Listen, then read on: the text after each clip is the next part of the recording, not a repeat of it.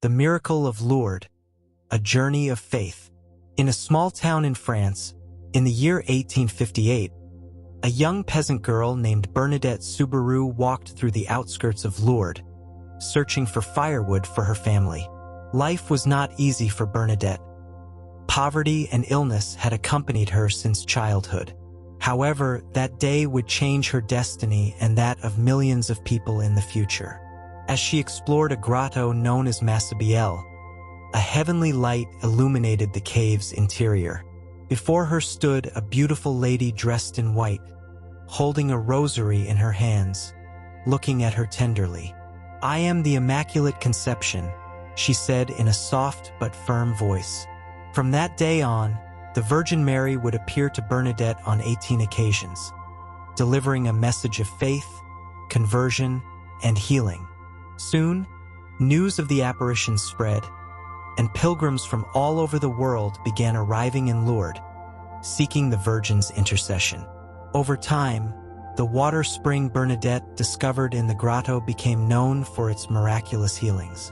Faith was rekindled in thousands of hearts, and Lourdes became a sanctuary of hope.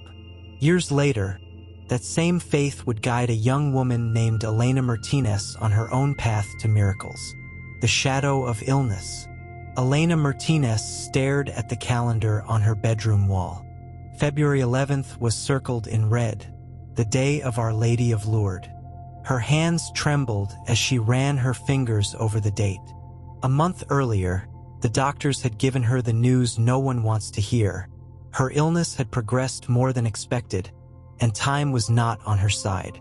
For as long as she could remember, her mother, Isabel, had told her about the miracles of Lourdes. But Elena had never been particularly devout. With an analytical and practical mind, she had always trusted science over faith. However, now that medicine had turned its back on her, the idea of a miracle became her last hope. "You should consider going to Lourdes," her mother told her one afternoon, her voice filled with emotion. Elena sighed. Her mother's pleading gaze squeezed her heart. "Mama, I don't believe in those things," she murmured, avoiding her gaze. "You don't have to believe. You just have to be there," Isabel replied, gently taking her hands.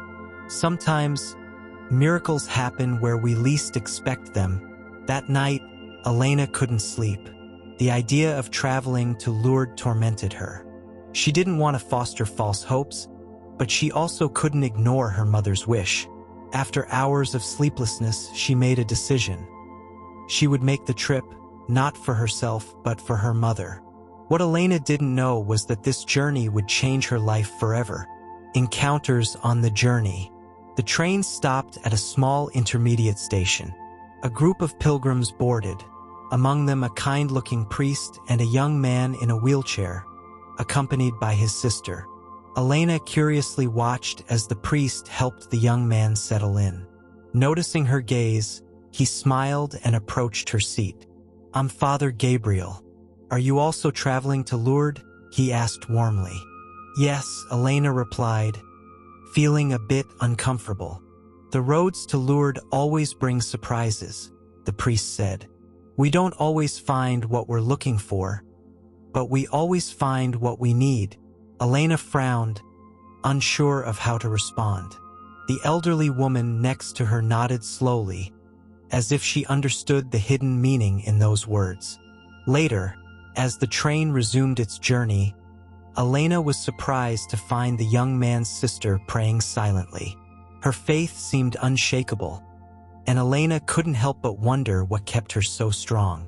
As night fell and the train moved forward, Elena felt that something inside her was beginning to change. Arrival in Lourdes. When the train finally arrived in Lourdes, the platform was crowded with pilgrims. A murmur of voices filled with emotion and hope spread through the air. Elena stepped down with her small suitcase and looked around. The sight of the sanctuary of Lourdes in the distance impressed her more than she had imagined. Father Gabriel caught up to her and smiled. "Welcome to Lourdes, Elena. May your heart be open to what this place has to offer you." She nodded, unsure of what to say. She wasn't certain of what she expected to find there, but something inside her told her that her journey was only just beginning. As she walked toward the sanctuary, she felt the faith of the other pilgrims surrounding her. Perhaps, after all, hope wasn't so far away. A first step of faith. Elena walked hesitantly through the cobbled streets of Lourdes. The sound of hymns and prayers filled the air, and the glow of candles illuminated the faces of the pilgrims. She stopped in front of the miraculous water fountain and watched as people reverently wet their hands and faces. Father Gabriel approached her. "The water of Lourdes has been a symbol of healing for many," he said gently. "It has no magical powers, but the faith surrounding it can work miracles." Elena leaned down and let the water trickle through her fingers. She closed her eyes and, for the first time in a long while, allowed a small spark of hope to emerge in her heart. That first step of faith would mark the beginning of a journey she never imagined taking. An unexpected encounter. As Elena walked away from the fountain, a soft voice called out to her. "Are you new here?" asked a young woman with a kind expression. Elena nodded and introduced herself. The young woman, named Anna, offered to accompany her on her tour of the sanctuary. Together, they would discover that Lourdes was not only a place of miracles, but also a place of encounters that could change lives forever. The promise of Lourdes. Elena and Anna explored the sanctuary together, visiting the basilica and the grotto of Massabielle. Anna shared her own story, how she had come to Lourdes seeking comfort after the loss of her brother. Her faith had been tested, but in this place, she had found the peace she so desperately needed. As Elena listened, she realized that Lourdes was not only a site of physical miracles, but also a refuge for wounded hearts. Inspired by Anna's story, she decided to take part in the candlelight procession that night. When the sun set, hundreds of pilgrims held their lit candles, illuminating the esplanade with a warm glow. Elena felt an indescribable emotion as she saw the faith reflected in the faces of the people around her. For the first time in a long while, she allowed a sincere prayer to escape her lips, opening her heart to the possibility of a miracle. And in that moment, she knew her life would never be the same. A miracle in the heart. The candlelight procession left Elena with a sense of peace she had not experienced in years. The next day, she decided to return to the Lourdes water fountain. With timid hands, she touched the water and closed her eyes. "Lord, if you are here, help me understand," she whispered. As she remained in prayer, she felt a warm presence beside her. It was Anna, looking at her with a knowing smile. "Elena, sometimes the greatest miracle is not the healing of the body, but of the soul," she said softly. At that moment, Elena understood something profound. It no longer mattered what happened with her illness, because her heart had been touched by faith.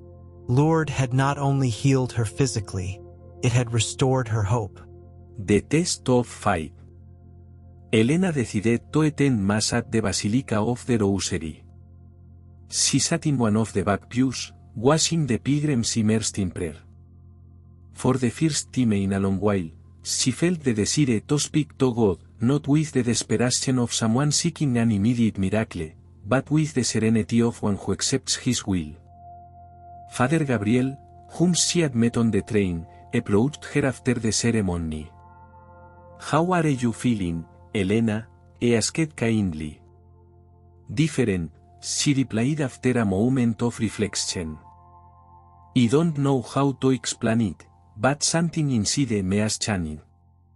The priest nodded, as if he had been expecting that answer. The true miracle of Lourdes is not used in the water but in the hearts that open to faith.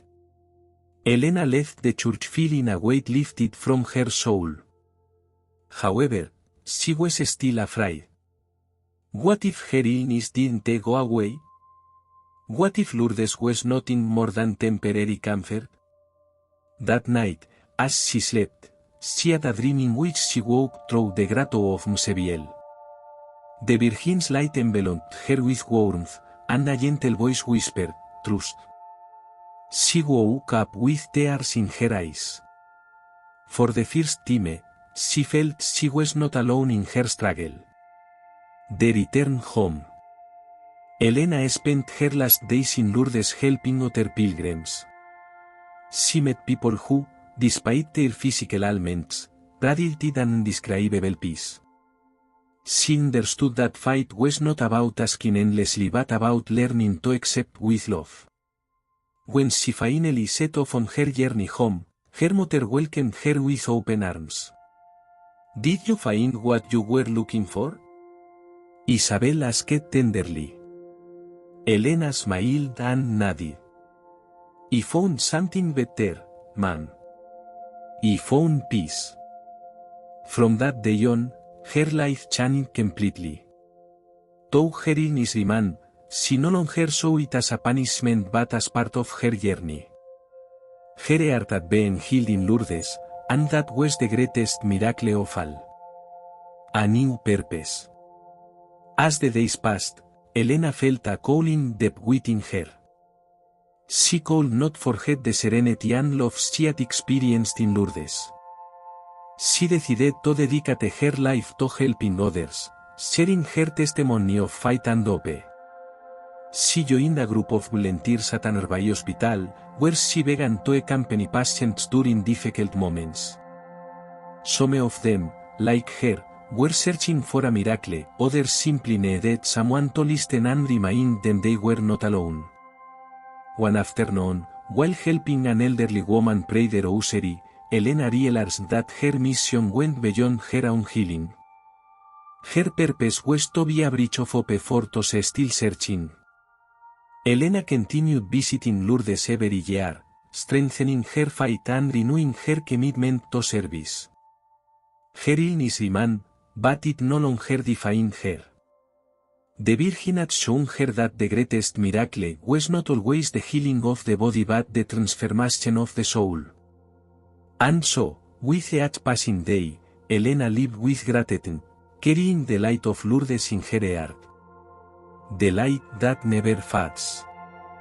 The years passed, and Elena continued her work, dedicating her life to the service of others. Her testimony touched many lives, and her unwavering faith inspired those who knew her. Despite the difficulties of her illness, she never lost hope or the joy of living. One day, as she turned 70, Elena decided to make her final pilgrimage to Lourdes. She sat in front of the grotto of Mseviel and closed her eyes, letting the murmur of the water surround her in a deep state of peace. "Thank you," she whispered. "Thank you for each day, for each person, for every trial and blessing." She felt a warm breeze and a profound joy in her heart. She no longer needed signs or miracles. She knew her life had been a reflection of God's love and the Virgin Mary's grace. A few days later, Elena passed away peacefully, surrounded by those who loved her. Her legacy remained in the lives she had touched, in the souls she had helped, and in every prayer she had inspired. The story of her faith did not end with her last breath, it continued in those who followed her example of devotion and love. And so, the light of Lourdes never faded from her heart or from the hearts of those who knew her. Because true miracles do not die, they live eternally in the faith of those who believe.